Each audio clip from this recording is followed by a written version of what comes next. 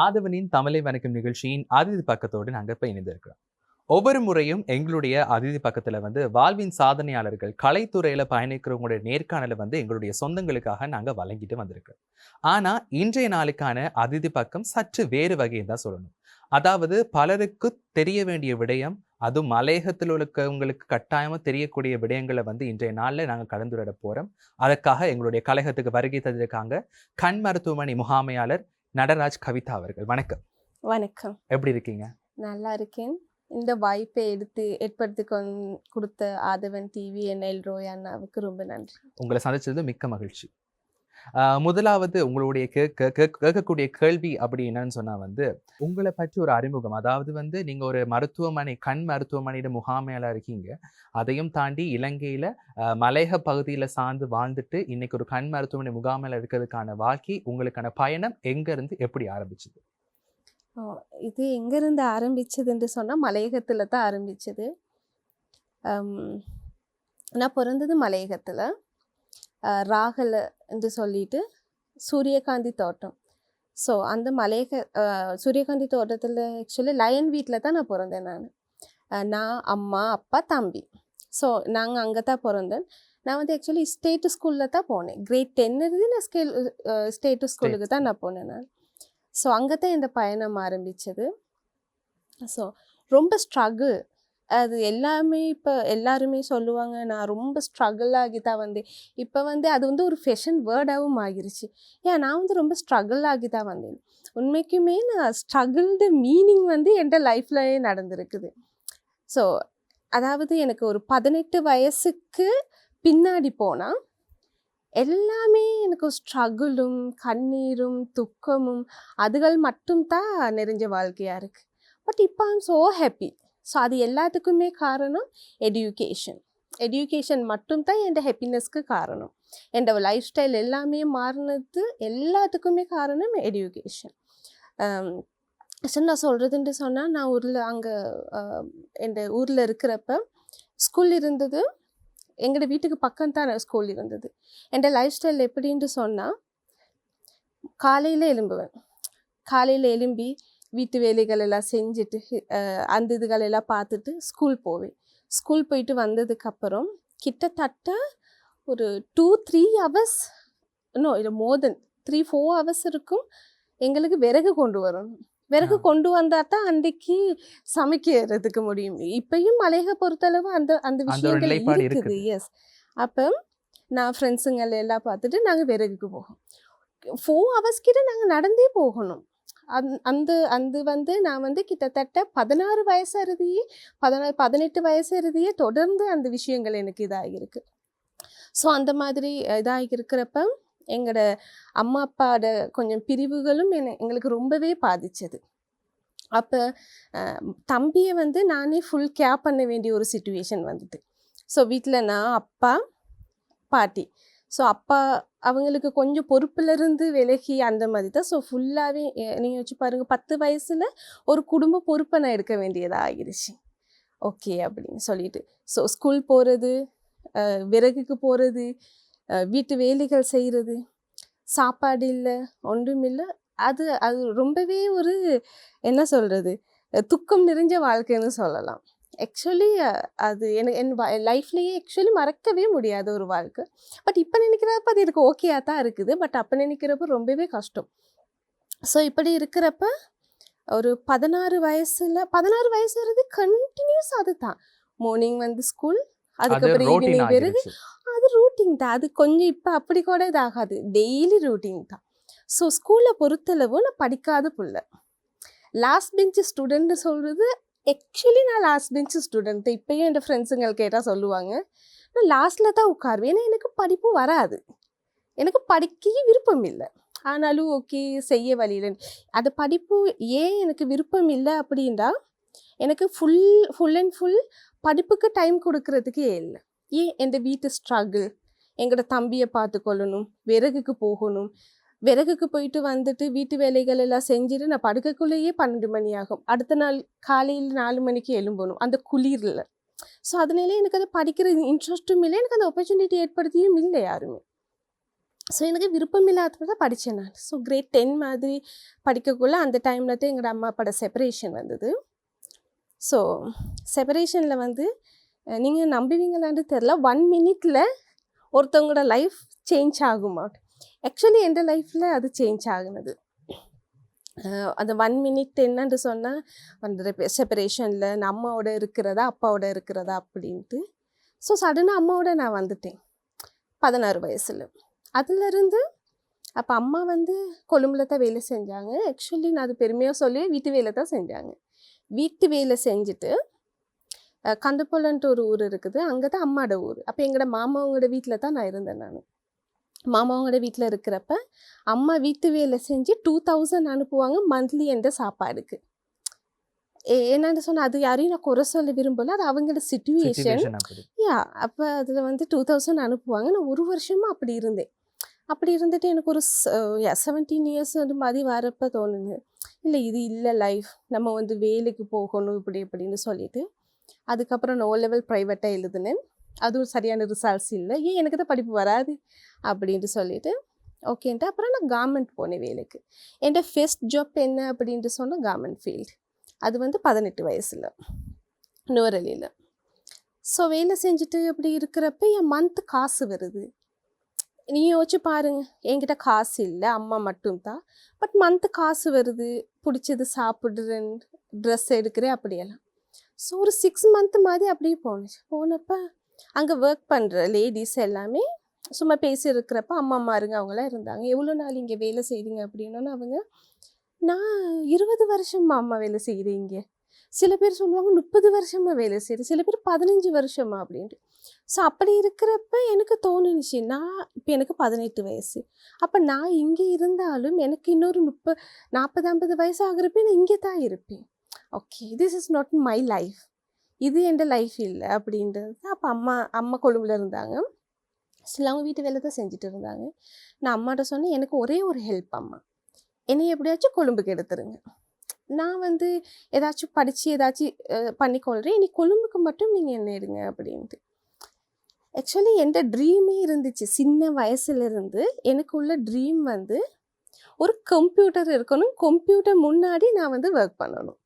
அந்த கீபோர்டு இது பண்ணிவிட்டு கம்ப்யூட்டர் முன்னாடி நான் வந்து ஒர்க் பண்ணணும். அதுதான் எனக்கு இருந்த ட்ரீமே. சில பேருக்கு வந்து டீச்சர் ஆகணும், சில பேர் டாக்டர் ஆகணும். எனக்கு அப்படி இல்லை, எனக்கு கம்ப்யூட்டர் முன்னாடி ஒரு வேலை ஒன்று இருந்தால் எனக்கு அதுவே ஒரு பெரிய அச்சீவ்மெண்ட்டாக தான் இருந்தது. ஸோ அம்மா வந்து என்னை கொழும்புக்கு எடுத்தாங்க. போர்டு ஆகினேன். போர்டு ஆகிட்டு என் first job security, ladies security. அப்போ எனக்கு வயசு 19க்கு கிட்ட, 18 தான், 18 வயசு தான் இருக்கும், 18 இயர்ஸ். அப்போ என் ஃபர்ஸ்ட் ஜாப் வந்து 2008. அப்போ வந்து என் செக்யூரிட்டி வேலை. ஸோ நீங்கள் யோசிச்சு பாருங்கள், அங்கே ஒர்க் பண்ணுறவங்க எல்லாமே கிட்டத்தட்ட 40-50 வயசு. செக்யூரிட்டினா அப்படி தானே வயசு. நான் மட்டும் தான் குட்டியாக 18 வயசில் செக்யூரிட்டி ட்ரெஸ்ஸை போட்டுட்டு அப்படி இருப்பேன். பட் எனக்கு லுக் பிரச்சனை இல்லை. எனக்கு வந்து ஓகே, எனக்கு தெரியும் நான் எப்போ கொழும்புக்கு வந்தேனோ, எப்போ எனக்கு 17-18 வயசு ஆகுனுச்சோ, எனக்கு எப்படியாச்சும் நான் மேலே போகணும், அது எப்படி போகணுன்ட்டு எனக்கு தெரியும். அதை ஒருத்தவங்களுக்கு நான் எப்படியாச்சும் இந்த பொசிஷனுக்கு நான் ஒரு ட்ரீமுக்கு வரணுன்ட்டு நினச்சாவே போதும், அது சர்க்கிள் ஆகும். ஸோ அப்படி நான் ஒர்க் பண்ணினேன். ஒர்க் பண்ணிட்டு இருக்கிறப்ப எந்த ரூட்டிங் எப்படின்ட்டு சொன்னேன். செக்யூரிட்டி ஒர்க் பண்ணுறப்ப மார்னிங் கிளாஸ் போவேன், 8-8:30 ஆகுறப்ப கிளாஸ் போவேன். என்ன கிளாஸ்? English class. அதற்கு எனக்கு இங்கிலீஷ் தெரியாது. ஆக்சுவலி ஒரு சரியாக ஒரு வேர்டிங் பேசக்கூட எனக்கு தெரியாது. இல்லை இங்கிலீஷ் படிப்போன்ட்டு சொல்லி இங்கிலீஷ் கிளாஸ் 1 மணி ஏறுது இங்கிலீஷ் வேலை வருது. ஸோ 1 மணிலேருந்து 2 மணி ஏறுது. அங்கே போய்ட்டு நான் சாப்பிடுவேன், பன் டீ ஒன்று ஏதாச்சும் குடிச்சிட்டு. 2 மணிக்கு கம்ப்யூட்டர் கிளாஸ் போவேன். ஏன்னா 2008 அந்த கம்ப்யூட்டரெல்லாம் பெரிய விஷயமா இருந்துச்சு. இப்போ டிஜிட்டல் டிவைசஸ் இட்ஸ் நார்மல், அந்த டைமில் பெரிய ஒரு விஷயமா இருந்தது. ஸோ அப்போ வந்து நான் வந்து கம்ப்யூட்டர் கிளாஸ் போவேன். கம்ப்யூட்டர் கிளாஸ் முடியும் 5 மணிக்கு. 5 மணிக்கு நான் போர்டிங்க்கு வருவேன். ரெடி ஆகிட்டு 7க்கு ஒர்க்குக்கு போவேன், நைட் ஷிஃப்ட்டுக்கு. இது வந்து கிட்டத்தட்ட ஒரு வருஷம் 1.5 வருஷமாக இது தான் ரூட்டீன். அப்போ எனக்கு தூக்கம் இல்லை. எனக்கு கிழமைக்கு நான் ஒரு நாள் தான் நல்லாவே தூங்குவேன், மற்ற நாள் எல்லாமே அது ரூட்டீனில் தான் போகும்.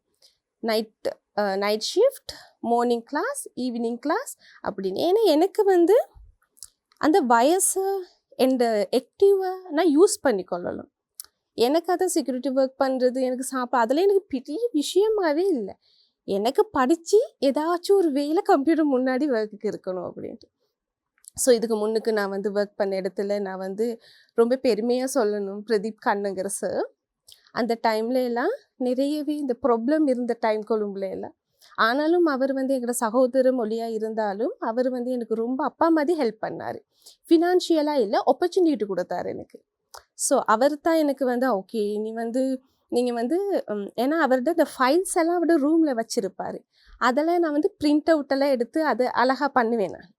அப்போ அவர் இல்லை ஓகே, அப்போ இதுலேருந்து நாங்கள் போவோம்னு சொல்லிவிட்டு அந்த கம்பெனிலே கால் சென்டர் ஓப்பன் பண்ணினாங்க. நீங்கள் தமிழ் பேசுகிறது தானே, சிங்களமும் ஓரளவுக்கு பேசுகிறீங்க, அப்போ நம்ம வந்து கால் சென்டருக்கு உன்னை ட்ரான்ஸ்ஃபர் பண்ணுவோம் அப்படின்ட்டு. ஸோ நான் கால் சென்டர் போனோன்னா ஓகே, என் ட்ரீம் ஜாப் சரியாயிருச்சு. இந்த பக்கம் கால், இது கம்ப்யூட்டர், இது ஓகே இதுதான் அப்படின்னு. ஸோ நான் அதுலேருந்து ஒர்க் பண்ணினேன். அதை ஒர்க் பண்ணிவிட்டு ஒரு 3 இயர்ஸ்க்கு அப்புறம் ஓகே இல்லையே, இதுக்கு பார்க்க எனக்கு போக ஏழுமே, இதில் ஏன் நான் ஸ்ட்ரக் ஆகணும் அப்படின்ட்டு சொல்லிட்டேன். ஸ்ரீலங்காவில் இருக்க நம்பர் 1 ஹாஸ்பிட்டல், கண் சம்மந்தப்பட்ட ஹாஸ்பிட்டல், அதுக்கு நான் ஒர்க்குக்கு போனேன். ஆக்சுவலி நான் அதுக்கு ஒர்க்குக்கு போனதே ரிசப்ஷனுக்கு தான் போனேன், நான் பேஷண்ட் கேர் எக்ஸிக்யூட்டிவ். ஸோ அதுக்கு தான் நான் போனேன். அதுக்கு போயிட்டு ஓகே அதற்கு எனக்கு வந்து எஜுகேஷன் பேப்பர் குவாலிஃபிகேஷன் எதுவுமே இல்லை. ஓகே இதோட அப்படி எப்படி வந்தாச்சு. ஸோ ஓகே என் பேப்பர் குவாலிஃபிகேஷனை நான் சரி பண்ணி கொள்ளணும்னு நீங்கள் நினைங்க. மலையகத்திலேருந்து இதருதி வந்துட்டு அப்போ எனக்கு ஒரு 19 வயசு. எனக்கு இங்கிலீஷில் இன்ட்ரடக்ஷன், அதாவது மைசெல்ஃபே சொல்ல தெரியாது அந்தளவு இங்கிலீஷ். ஏன்னா மலையகத்தை பொறுத்தளவு ஸ்கூலிங் அதில் ரொம்பவே வீக்காக தானே இருக்குது. அப்பையும் வீக்காக தான் இருக்குது, இப்பையும் வீக்காக தான் இருக்குது. அதில் லட்சக்கணக்கு எடுத்தால் 1-2 பேர் தான் கொஞ்சம் வெளியில் வந்து இப்படி இருக்கிறாங்க. ஸ்டில் அப்படி தான் இருக்குது ஸ்கூலிங். ஸோ அப்படி இருக்கிறப்ப ஓகே நம்ம வந்து படிக்கணும் அப்படின்ட்டு சொல்லிட்டு நான் வந்து business management, human resource management படித்தேன். அந்த டைம்லேயும் எனக்கு இங்கிலீஷ் தெரியாது. பட் அது வாண்டட்டாக நான் இங்கிலீஷ் மீடியம் தான் எடுத்தேன் நான். ஓகே ஃபெயில் ஆகினாலும் பரவாயில்ல, நம்ம படிப்போம் அப்படின்ட்டு சொல்லிட்டு. ஸோ அதிலிருந்து தொடங்கினது தான் என் லைஃப். இப்போ என்னை பெருமையாக சொல்லிக்கொள்கிறேன், நான் M branch manager and number 1 இந்த ஹாஸ்பிட்டல் இந்த ஸ்ரீலங்கா. கட்டாயம் ஒரு அழகான ஒரு அறிமுகம். அதாவது வந்து தன்னுடைய வாழ்க்கையில வந்து அடிப்பட்ட கஷ்டங்கள், துன்பங்கள், அதாவது ஒரு குறிப்பிட்ட வயது, அதாவது பிறந்ததுலேருந்து படிச்சு முடிகிற வயது வரைக்கும் அப்பா அம்மா அவங்களுடைய கைகளுக்குள்ள தான் வந்து வளரக்கூடியதான் ஒவ்வொரு குழந்தைகளா இருக்கும். இப்படிப்பட்ட சந்தர்ப்பங்கள்ல அதுவும் முக்கியமா மலையகத்துல வாழக்கூடிய மக்கள் வந்து இன்னைக்கு வரைக்குமே வந்து கஷ்டப்பட்டுட்டு இருக்காங்க. நிறைய கஷ்டங்கள், சோதனைகளை தன்னுடைய வாழ்க்கையில அனுபவிச்சுட்டு இருக்காங்க. இப்ப வரைக்குமே பேசக்கூடிய விடயங்கள் தான் அது எல்லாமே.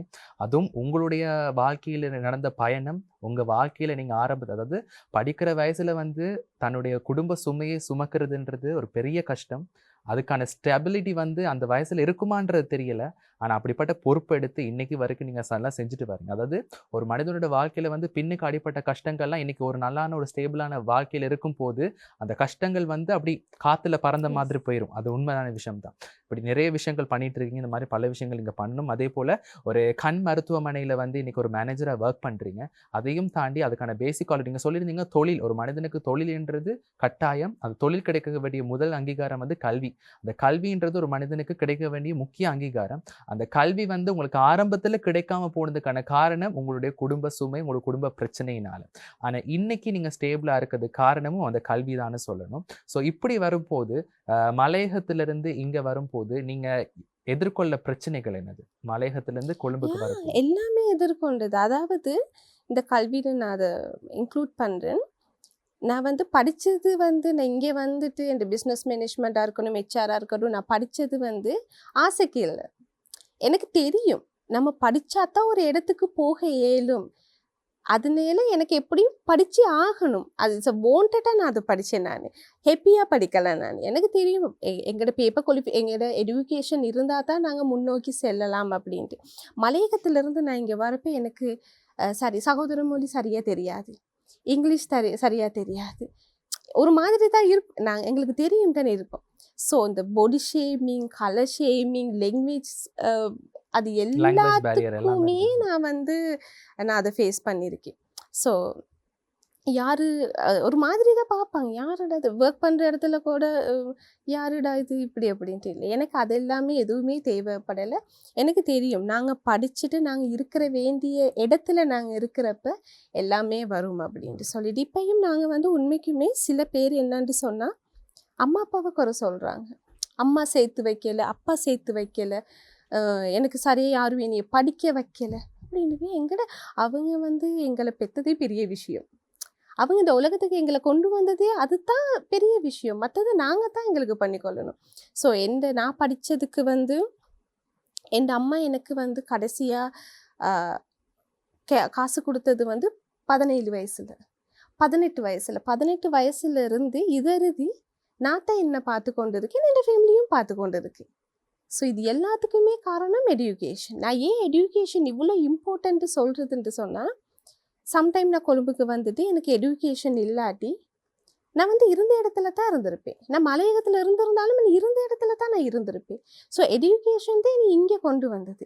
ஸோ உங்களுக்கு தெரியும், நாங்கள் வந்து ஒரு தொழில் புரிகிறப்ப சரி, நாங்கள் வந்து சமூகத்தோடு இருக்கிறப்ப சரி, உருவக்கேலி இருக்குது, எங்களோட கலரை வச்சு இது இருக்குது, எங்களோட பொடியை வச்சு இது நிறைய விஷயங்கள் இருக்குது. ஆனால் ஒரு எடுகேஷன் ஒரு விஷயம் இருக்கிறப்ப சுற்றி இருக்கிறவங்களா நீ வந்து மிஸ்ஸுன்னு கூப்பிடுறேன்னு மிஸ் கூப்பிட்டுதான் ஆகணும். உனக்கு விருப்பமா விருப்பம் இல்லையோ, மேடம்னு கூப்பிடுறேன்னா கூப்பிட்டு தான் ஆகணும். அது எங்களுக்கு உள்ள லவ் இல்லையோ, எங்களுடைய பாசத்துலையோ, because education power. So education வந்து எங்களோட ஸ்கில்லை மேம்படுத்தும், எங்களோட கான்ஃபிடென்ட்டை மேம்படுத்தும், எங்களோட லைஃப்பில் எடுக்கிற முக்கியமான டிசிஷன்ஸ் எடுகேஷன் இருக்கிறப்ப இட்ஸ் பெட்டர் டிசிஷனாக எங்களுக்கு எடுக்க முடியும். கட்டாயமா. அதுவும் கவிதா அப்படின்னு சொல்லும்போது வாழ்க்கையில நிறைய தடைகளை தாண்டி இன்னைக்கு நிறைய விஷயங்களை செஞ்சுட்டு இருக்கீங்க. அதிலும் முக்கியமா வந்து இந்த மருத்துவ துறை, அதாவது கண் மருத்துவ துறையில வந்து ஒரு மேனேஜரா பணியாற்றுறதை தாண்டி நீங்க சொல்லியிருந்தீங்க கண் சம்பந்தமான விஷயங்களையும் கொஞ்சம் இப்போ படிச்சுட்டு இருக்கீங்கன்னு சொல்லி. ஸோ அதுக்கு நீங்க வந்ததுக்கான காரணம் என்னன்னு தெரிஞ்சுக்கலாமா?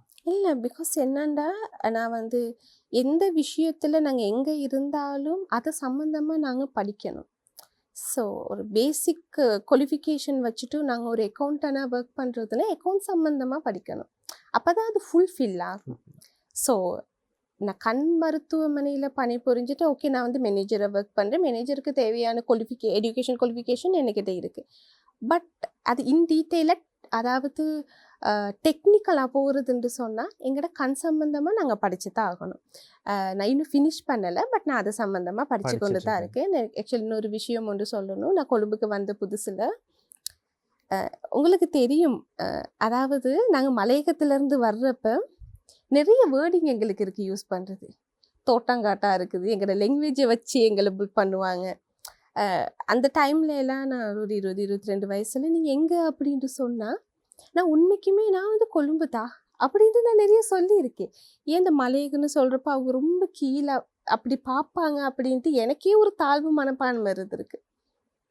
ஸோ நான் இப்போ யார் கேட்டாலும், இப்போ நான் என்ன மேம்படுத்தி கொண்டதுக்கு யார் கேட்டாலும் நான் மலையகத்தில் உள்ள புள்ள, நான் மலையகத்தில் தான் படித்தேன், நான் மலையகத்தில் ஸ்கூலில் தான் படித்தேன், ஐ எம் ஃப்ரம் மலையகம் அப்படின்னு பெருமையாக சொல்லலாம். ஸோ இந்த பெருமையாக சொல்கிறதுக்கு காரணம் அந்த இடத்துல நாங்கள் இருக்கணும். ஸோ யாருமே, அதாவது அப்படி இல்லாட்டியும் நான் சொல்லலை, பிகாஸ் அது நான் பிறந்து வளர்ந்த இடம். ஆனாலும் அந்த ரொம்ப கொஞ்சம் கீழே பார்க்குறவங்க இருக்காங்க, அவங்கள நாங்கள் இது மலையகம்னு இது இங்கே இருக்குது அப்படின்ட்டு சொல்கிறதுக்கு நாங்கள் வந்து எங்களை மேம்படுத்தி கொள்ளணும். ஸோ அது ரொம்ப இம்பார்ட்டண்டான விஷயம். ஏன்னா மலையகத்தில் உள்ள நிறைய பேர் வந்துட்டு அவங்களுக்கு வந்து அன்றாடம் லைஃப், அன்றாடம் சாப்பாடு, அன்றாடம் அது அப்படியே போகிறாங்க. தண்ட பிள்ளைகளுக்கு அம்மா அப்பாவுக்கு நேராக சொல்லுறேன், தண்ட பிள்ளைகளுக்கு வந்து அவங்களுக்கு வந்து சாப்பாடு சரியாக கொடுக்காட்டி பரவாயில்லை, அவங்களுக்கு சொத்து சேர்த்து வைக்காட்டி பரவாயில்ல, ப்ளீஸ் அவங்களுக்கு படிப்புங்கிற ஒரு விஷயத்த நீங்கள் ஊட்டுங்க. அது வந்து அந்த படிப்புங்கிற விஷயம் பின்னுக்கு உங்களுக்காக இருக்கட்டும் சரி, உங்களோட பரம்பரையாகவே இருக்கட்டும் சரி, அது உங்களை ரொம்பவே மேம்படுத்தி கொடுக்கும். அடுத்தவங்க உங்களை கேள்வி கேட்குறதுக்கு படிப்பு வச்சுக்கொள்ளாது. நீங்கள் வந்து அடுத்தவங்களை கேள்வி கேட்குற இடத்துல நீங்கள் இருக்கணும். அதுக்கு எஜுகேஷன் இஸ் வெரி இம்பார்ட்டன்ட். கட்டாயமா சொன்னேன். கல்வி கற்கிற கல்வின்றது கடலளவு, கற்றுக்கொள்ள வேண்டியது அதை விட பெரிய கடல்னு சொல்லலாம். ஸோ கல்வி தான் இன்றைய நாள் கூட இன்று மட்டும் இல்லாம எப்பயுமே கூட இந்த மலையகம் என்றது வந்து ஒரு அடிமைத்தனமான மக்கள் தான் அங்க இருக்காங்க. கரெக்ட். அடிமைத்தனமா தான் வச்சிருக்கணும்ன்றது தாட்ல தான் எல்லாருமே எஸ். வாழ்ந்துட்டு இருக்காங்க. இப்படி இருக்கிறதுக்கான காரணம் அதை உடைத்து நீங்க வர வேண்டும்னு சொன்னா அது கல்வியால மட்டும்தான் முடியும். அந்த கல்வின்றத அதான் நீங்க அழகா சொல்லியிருந்தீங்க. நீங்க சொத்து சேர்த்து வைக்கிறீங்களோ, எதை குடுக்குறீங்களோ அதெல்லாம் கிடையாது. கல்வின்ற சொத்த உங்களுடைய பிள்ளைகளுக்கு ஊட்டி வளருங்க அப்படின்னு சொல்றீங்க. அந்த கல்வி தான் உங்களை ஒரு நல்ல நிலைமைக்கு கொண்டு போய் சேர்க்க போகுதுன்னு சொல்றீங்க. முக்கியமா மலையகத்துல இருந்து கொழும்புக்கு வரும்போது ஆண்களை விட பெண்கள் முக்கியமா சொல்லக்கூடிய விடயம்னு சொன்னா வந்து நிறைய பிரச்சனைகளை ஃபேஸ் பண்ணியிருப்பாங்க. நீங்க சொன்ன மாதிரி உருவக்கேலியா இருக்கட்டும், உங்களோட ஸ்கின் கலரா இருக்கட்டும், உங்களோட தகுதி தராதரம் இப்படி நிறைய விஷயங்களை வந்து பேசும்போது ஆண்களை விட பெண்களுக்கு வந்து அதிகமா ஏற்படுது. உங்களுடைய கருத்து என்ன அதை Because பத்தி? அது உண்மைதான். ஏன்னா பொண்ணுங்க வந்து இது மலையகம் இல்ல, எங்க இருந்து ஒரு சிட்டிக்கு வர்றப்பயும் அவங்க அவங்க எப்படி அவங்கள மேம்படுத்தி கொள்றாங்கன்னு சொன்னா, அவங்க வந்து போடுற ட்ரெஸ்ஸிங்ல அவங்கள மேம்படுத்தி கொள்றாங்க. அவங்க போடுற மேக்கப்ல அவங்கள மேம்படுத்தி கொள்றாங்க. ஸோ அவங்களோட உருவத்தை தான் பேசிக்கா வந்து அவங்க மேம்படுத்தி கொள்றாங்களே தவிர, நாங்க படிக்கணும், எங்கள ஒரு எய்ம் ஒண்ணு வச்சுக்கொள்ளணும், எங்களோட எடுகேஷனை நாங்க இது பண்ணி கொள்ளணும், நாங்க ஒரு குறிப்பிட்ட இடத்துக்கு நாங்க போகணும் அப்படிங்கிற ஒரு விஷயம் மிகவும் குறைவு. ரொம்பவே குறைவு. ஒரு சில பேரு தான் அவங்க வந்து ஓகே நம்ம வந்து ஒரு இடத்துக்கு நல்லா போகணும், அதுக்கு நாங்க உழைக்கணும் அப்படின்ட்டு. But most of the girls வந்து அவங்களோட அந்த காஸ்மெட்டிக் பக்கம் தான் அவங்கள இம்ப்ரூவ் பண்ணிக்கொண்டு, இல்ல இது மேக்கப் ஓகே இப்படி தாண்டி இதெல்லாம் அவங்கள வந்து ஆக்சுவலி தொழில் ரீதியாவும் சரி, இல்லாட்டி அவங்களோட தொழில் ரீதியாவும் சரி, இல்லாட்டி அவங்களோட ஃப்யூச்சருக்கு உள்ள பிளானிங்கா, ட்ரீமா இருக்கட்டும், அது வந்து ரொம்பவே குறைவா தான் இருக்கு. ஸோ இது வந்து பாய்ஸும் அப்படித்தான். பாய்ஸ் வந்து அந்த அந்த வயசுக்கு உள்ள ஃபன் தான் important. Fun no boys education தான் இம்பார்ட்டன்ட். அதுக்கெல்லாம் இருக்கிறப்ப ஃபன்னெல்லாம் என்ன நீங்கள் வந்து ஒரு 30-35 வயசு அறுதி செய்வீங்களா? அதுக்கப்புறம் என்ன குடும்பம் ஆகிரும், வைஃப் ஆகிரும், பபாவுங்களாகிரும், அதுக்கு அப்படியே இதாகிரும். பட் ஒரு படிப்புங்கிற ஒரு விஷயம் இருக்கிறப்ப, நாங்கள் இருக்க வேண்டிய இருக்கிறப்ப எங்களோட லைஃப் ஸ்டைலே மாறும். லைஃப் ஸ்டைல் அதாவது உங்களோட லைஃப் ஸ்டைலை மாற்றணும்னா படிங்க, படிச்சு முன்னேறுங்க, எஸ். உங்க லைஃப் ஸ்டைல் இதுக்கு தன்னால மாறும். நான் ரொம்பவே நன்றி நான் வந்து சொல்லணும்னு சொன்னேன். எங்களோட அம்மாவுக்கு தான் நாங்கள் சொல்லணும். ஏன்னா அம்மான்னு சொல்கிறப்ப அது எமோஷனல் ஆகுது. பிகாஸ் நான் இந்த நிலைமைக்கு இருக்கிறதுக்கு ஒரே காரணம் எங்களோட அம்மா தான். பிகாஸ் அம்மா வந்து எனக்கு வந்து நான் சொன்ன மாதிரி அந்த டைம்ல எல்லாம் வீட்டு வேலை செஞ்சு எனக்கு வந்து சாப்பாடுக்கு காசு இது பண்ணி கொடுப்பாங்க. அதுக்கப்புறம் கூட அவங்க வந்து அதாவது அவங்க என்ன டிபெண்ட் ஆகி இன்னமும் இல்லை. அவங்களோட இது தான் இருக்காங்க. யூஸ்வலி அம்மா வந்து ரொம்ப கஷ்டப்பட்டு இருக்காங்க எனக்கு. என்கிட்ட ஒரு 18 வயசு இருக்கிறப்பே எங்களோட அம்மா எனக்கு சொன்ன விஷயம் வந்து, ஓகேம்மா உனக்கு படிக்கணுமா? ஓகே. எனக்கு உன்கிட்ட இருந்து நீ வேலை செய்கிற காசு அதெல்லாம் இல்லை. நீ வந்து உன்னை பார்த்துக்கோ அப்படின்னு ஆக்சுவலி எங்களோட அம்மா வந்து எனக்கு ஃபுல் அண்ட் ஃபுல் ஃப்ரீடமை கொடுத்தாங்க. அந்த ஃப்ரீடமை நான் சரியாக யூஸ் பண்ணிக்கொண்டேன். நான் மிஸ்யூஸ் பண்ணியிருந்தேன், என் லைஃப் ஸ்டைல் இப்போ வேறையாக இருந்திருக்கும். நான் சரியாக யூஸ் பண்ணிக்கொண்டேன். ஸோ நான் இந்த நிலைமைக்கு இருக்கிறதுக்கு காரணம் வந்து ஃபுல் அண்ட் ஃபுல் எங்களோட அம்மாவுக்கு தான் அந்த கிரெடிட் போகும். கட்டாயமா. அதாவது உங்களுக்கு வாழ்க்கையில உறுதுணையா இருந்தது உங்களுடைய அம்மா மட்டும்தான். அந்த அம்மா செய்த ஒரு சில செயல்கள் தான் இன்னைக்கு உங்களை இங்க வாழ வச்சுட்டு இருக்குன்னு சொல்லலாம். அதையும் தாண்டி மலையகத்தை தாண்டி கொழும்புக்கு நிறைய தொழில் புரியறதுக்காக இன்றைய காலகட்டத்தில் நிறைய பேர் வராங்க. அதுவும் இப்ப இருக்க யங் ஜென்ரேஷன் வந்து நினைச்சிட்டு இருக்காங்க, படிக்க தேவையில்லை, கொழும்புக்கு போனா வேலை பார்த்துக்கலாம், பிழைச்சிக்கலாம். அப்ப அம்மா அப்பாவும் அந்த ஒரு மைண்ட் செட்ல தான் இருக்காங்க. பிள்ளைகளுக்கு அந்த காசு கட்டி படிக்க நீங்க சொன்னது கட்டாயம் இருக்கணும். ஆனா இன்றைய காலகட்டத்துல அந்த படிக்க வைக்கிறதுக்கான செலவுகளையும் நிறைய பேர் செய்ய மறுக்கிறாங்க. ஏன்னா காரணம் பணம் இல்லாத காரணத்தினால. அப்படி இருக்கும்போது கொழும்புக்கு அனுப்பிட்டா அவன் ஏதோ சம்பாதிச்சுக்குவான், அவன் ஏதோ பிழைச்சு கொள்ளுவான் அப்படின்ற மைண்ட் செட்ல இன்னும் இருக்கும்போது, இப்படியெல்லாம் இல்லை அப்படின்னு சொல்லி கல்வி தான் உனக்கு கை கொடுக்க வேண்டியதுன்னு சொல்லி வளர்க்கக்கூடிய ஒரு சனம் இருக்கும். ஒரு பக்கம் இருக்கட்டும். இருந்தாலும் இப்படியெல்லாம் இருக்கக்கூடாதுன்னு சொல்றாங்க. அதுக்கான காரணம் என்ன? காரணம்னு சொன்னா உண்மைக்கும் அவங்களோட குடும்ப சூழ்நிலை மெயின் நாங்க நினைக்கிறேன். நான் கேட்கிறேன், அது சரியா? கண்டிப்பா பிள்ளை பிள்ளை சில சில கிட்ஸ் வந்து சில அவங்களோட மகனா இருக்கட்டும் ஒரு குறிப்பிட்ட வயசு வர்றப்ப அம்மா அப்பாவை மதிக்க மாட்டேங்கிறாங்க. ஸோ அவங்க சில கெட்ட பழக்கத்துக்கு அடிமையாகிறாங்க, சில கெட்ட ஃப்ரெண்ட்ஸுங்களோட சேர்றாங்க, கெட்ட பக்கம் போகிறாங்க. ஸோ சம்டைம் அவங்க வந்து ஓகே பிள்ளைங்கள நம்ம கொழும்புக்கு அனுப்புனா அவன் வேலை செய்வான், அவன் லைஃப் கொஞ்சம் சரியாகும் அப்படி. அது எல்லாமே டெம்ப்ரரி சொல்யூஷன். அது ஒரு 3-4 இயர்ஸ்க்கு ஒரு டெம்ப்ரரி சொல்யூஷன். ஒரு படிப்புங்கிற விஷயம் ஒன்று அவங்களுக்கு இல்லை அப்படின்னா அவங்களுக்கு டிசிப்ளின் இல்லை. ஸோ அவங்க வந்து அந்த டெம்ப்ரரி சந்தோஷத்தை தான் ஆக்கள் பார்ப்பாங்க. நம்ம அம்மா அப்பா எங்களை அனுப்பியாச்சு, ஓகே இனி யாரும் இல்லை கேட்குறதுக்கு இல்லை வைக்கிறதுக்கு இல்லை, சம்பாரிச்சாச்சு காசு எடுத்தாச்சு ஃப்ரெண்ட்ஸுங்களோட சுற்றியாச்சு கெட்ட பல பிகாஸ் கேட்குறதுக்கு அப்பெல்லாம் கேட்கறதுக்கு யாருமே யாருமே இல்லை. இல்லை. எடியூகேஷன் ஒன்று வர்றப்ப படிப்பு சொல்லி கொடுக்கும் நாங்கள் எப்படி இருக்கணும், எப்படி இருக்கக்கூடாது. இப்போ நிறைய பேர் சொல்லுவாங்க படிப்பு இல்லாமல் முன்னேறினவங்க இங்கே எவ்வளோ பேர் இருக்கிறாங்க. கரெக்ட், படிப்பு இல்லாதவங்க நிறைய பேர் முன்னேறி இருக்காங்க. ஆனால் எங்களுக்கு விரல் விட்டு என்ற அளவுக்கு தான் அப்படி இருக்காங்க. பட் படிப்பால் முன்னேறினவங்க கோடிக்கணக்கு, எங்களுக்கு சொல்ல இயலாத அளவுக்கு இருக்காங்க. படிப்பு இல்லாமல் முன்னேறினவங்க வந்து 1-2 பேர் தான். அது வந்து நான் வந்து எப்படி சொல்கிறது, லக் பை சான்ஸ் சொல்லலாம், லக்குன்னு சொல்ல இயலாது. அது அவங்களோட சம்டைம் அவங்களோட ஃபேமிலி பேக்ரவுண்டுங்களாக இருக்கலாம். அந்த மாதிரி அது 1 லட்சம் எடுத்தால் 1-2 தான். பட் படிப்பால் முன்னேறினவங்க கோடிக்கணக்கு, நிறைய கணக்கு. ஸோ படிப்பு தான் இன்னைக்கு இம்பார்ட்டன்ட். ஸோ அவங்க படிக்க வச்சா அவங்களோட லைஃப் ஸ்டைல் மாறும், அவங்களோட டிசிப்ளின் மாறும், நெக்ஸ்ட் ஜெனரேஷனை அவங்க அழகாக கொண்டு போவாங்க. அதாவது உங்களுடைய வாழ்க்கை வந்து நிறைய பிரச்சனைகள், நிறைய சண்டைகள், நிறைய சச்சரவுகள் இருந்தாலும் வந்து இன்னைக்கு ஒரு ஸ்டேபிளான லைஃப்ல நீங்க வாழ்ந்துட்டு இருக்கீங்க. அதையும் தாண்டி இந்த மாதிரி ஒரு லைஃப்பை வாழ்றதுக்கு உங்களுக்கு அம்மாவை தாண்டி ரொம்ப ஹெல்ப்ஃபுல்லா இருந்தது யாரு? எனக்கு வந்து நான் கல்யாணம் முடிக்கிறது, நான் 4 இயர்ஸ் ஆச்சு கல்யாணம் முடிச்சோம். கல்யாணம் முடிக்கிறது என் அம்மா தான் எனக்கு எல்லாமாவும் இருந்தாங்க. இப்போ வந்து என் ஹஸ்பண்ட், ஆக்சுவலி என் ஹஸ்பண்ட் சொல்ல போனால் அவர் வந்து எங்களோட அப்பாவோட ரோலை தான் இப்போ பண்ணுறாரு. எங்களோட அப்பாவோட ரீப்ளேஸ்மெண்ட்டாக தான் நான் வந்து என் ஹஸ்பண்டை பார்க்குறேன். ஸோ அம்மா எவ்வளோ சப்போர்ட்டிங்காக இருந்தாங்களோ அதே மாதிரி என் ஹஸ்பண்ட் இப்போ எனக்கு மிகப்பெரிய சப்போர்ட்டிங்காக இருக்காங்க. கட்டாயமா. அதேபோல் ஆதவனின் தமிழை வணக்கம் நிகழ்ச்சியில இன்றைய நாள் அதிதி பக்கத்தோட எங்களோட இணைந்திருந்தாங்க.